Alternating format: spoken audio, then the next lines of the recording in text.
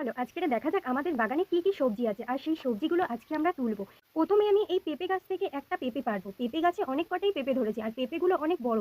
আমি লাঠি দিয়ে চেষ্টা করছিলাম এই পেঁপেটাকে পাড়ার জন্য, কিন্তু লাঠিটা দিয়ে পেঁপে পাড়া যাচ্ছে না, কিন্তু পেঁপের গায়ে লেগে পেঁপের গা থেকে সাদা সাদা কষ বেরিয়ে যাচ্ছিল।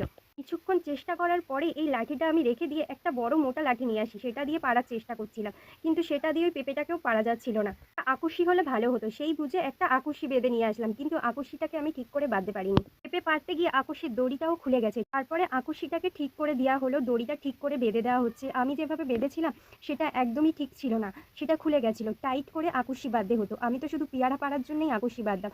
পেয়ারা ছোট সাইজের হতো, চাকবাক করে বেঁধে দিলেই পেয়ারা পড়ে যেত। পেঁপেটা তো অনেক বড় আর এই আকুশিতে আর পারা যাচ্ছিল না, তাই আকুশিটাকে টাইট করে ভালো করে বাঁধা হলো। তার এবার মনে হয়েছে যে আকুশিটা ঠিক বাঁধা হয়েছে, ঠিক আছে, এবারে পেঁপেটাকে পারা যাবে।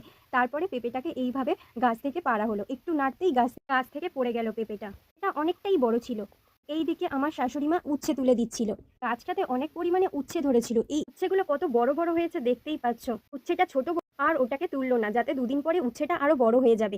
আর এইদিকে অনেক উচ্ছে তারের গায়ে আটকে ছিল, সেগুলো টেনে টেনে ছিঁড়তে হচ্ছিল। এই বাগানের আশেপাশে কিছু কিছু জায়গায় জল জমেছিল, আবার কাদা তো হয়েই ছিল। প্রতিদিনই বৃষ্টি হচ্ছে, একদিনও বৃষ্টি কম যায় না। আর এইদিকে আমাদের গাছগুলোতে ঝিঙে হয়ে আছে। এদিকে মাটি কুপিয়ে রেখেছিল গাছ করবে বলে, আর এই গাছগুলোর পাশে পাশে খুঁটি পুঁতে নেট টাঙিয়েছিল, কারণ এগুলো তো লতানো গাছ। আছা করে দিলে, নেট বেঁধে দিলে গাছগুলো উঠতেই সুবিধা হয়। আর এপাশে অনেকটা বড় একটা উচ্ছে দেখতে পেয়ে শাশুড়ি বলে, এটা কোথায় ছিল, একে তো আমি এতক্ষণে দেখতেই পাইনি। উচ্ছেটা সত্যিই অনেকটা বড় ছিল, বাদবাকি উচ্ছের থেকে অনেকটাই বড়। লেবু গাছে সব লেবু তোলা হয়ে গেছিল, আর একটাই লেবু ছিল, সেটা উনি তুলে নিল। লেবুটা একটু পেকেও গেছিল।